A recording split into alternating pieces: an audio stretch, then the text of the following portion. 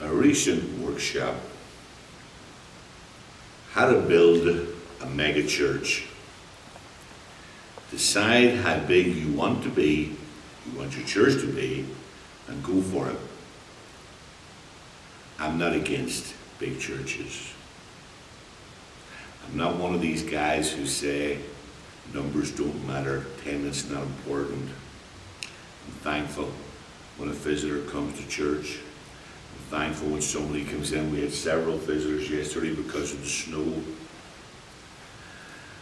When I hear of mega church, I think of the big churches, the 5, 10, 20,000. And I remember one church that started, a large church with a big preacher who had written several books, The Purpose Driven and all the purpose-driven church, the purpose-driven life, and all of these things. And when they decided to start the church or to get their church going, they had a real army of people who went into the community. And they went from door to door and they asked individuals, what do you want in the church? Give them what they want and a little bit more. And they grew into a large congregation. I'm not saying everything that they do there is bad. I'm not saying that they don't do good work there. But I go back to Jesus. And the man who spent most of his ministry with 12 men. And really when he left the earth, how many were in the room behind locked doors? But 120? Sticking around, trying to do what he told them to do. It looked more like the mini church than the mega church. Jesus turned thousands away. And when the crowd started to press and become too large, he said, unless you eat my flesh and drink my blood, you've no life in you. Not exactly the sharpest way to build a mega church. I can almost picture the disciples' faces. Not this again, drinking the blood and eating the flesh. How are we going to grow if he keeps asking people to eat him? And at the end of the speech, you know the story, one by one they left.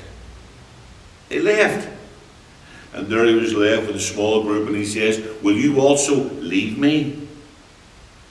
Will you also? Jesus was not marketing the masses.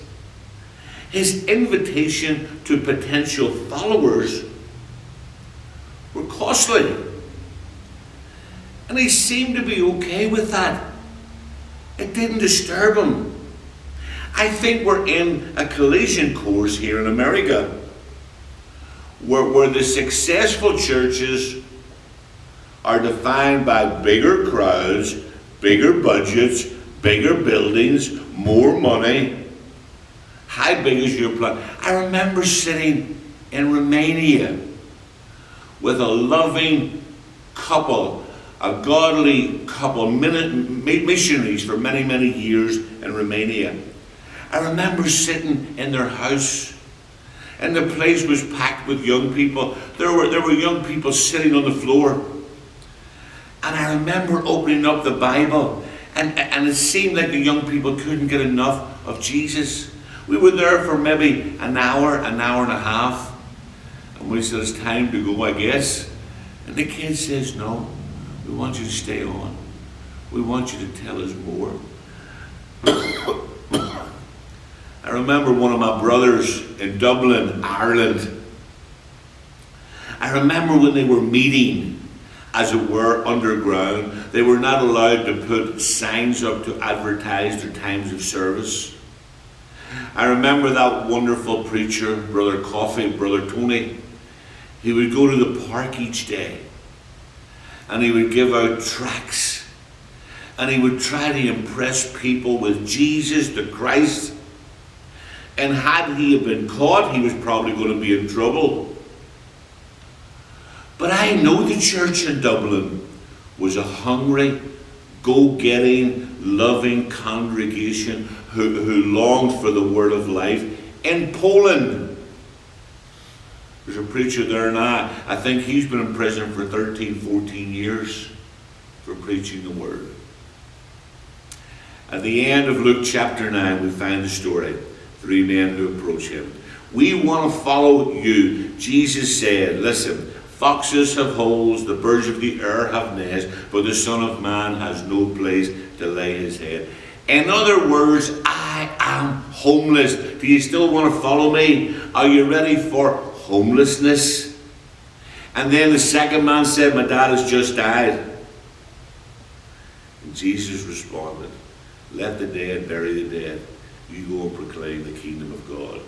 What are you saying, Lord? I'm saying that no man puts his hand to the plow and looks back is fit for service in the kingdom of God. As plain as I can say it, Jesus is teaching relationship with God requires total, superior, exclusive devotion. Jesus is Lord. And it's not some kind of reverse psychology. You know, give them the opposite and they'll respond in droves. It's not that at all. Can you imagine hearing these words from an obscure Jewish teacher in the first century? Anyone who does not carry his cross every single day and follow me cannot be my disciples. Pick up the instrument of torture and follow me. Follow me. Sell everything that you have. You're going to have treasures in heaven. Come after me. Follow me. We often think, Jesus, you let the big fish get away. No.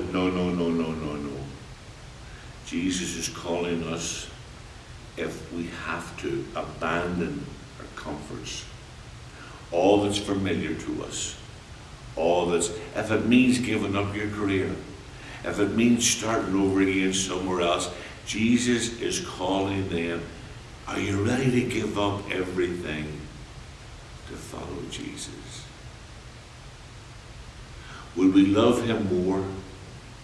Would we be closer to him? Would the world hate us? Can you imagine? We've changed the Christ to a nice middle American Jesus.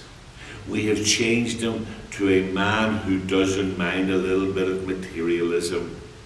We've changed his whole nature to a man who doesn't care whether we do this, that, or the other. Forget all the comforts.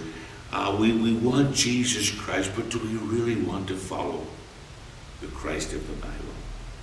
May God bless you. May God keep you.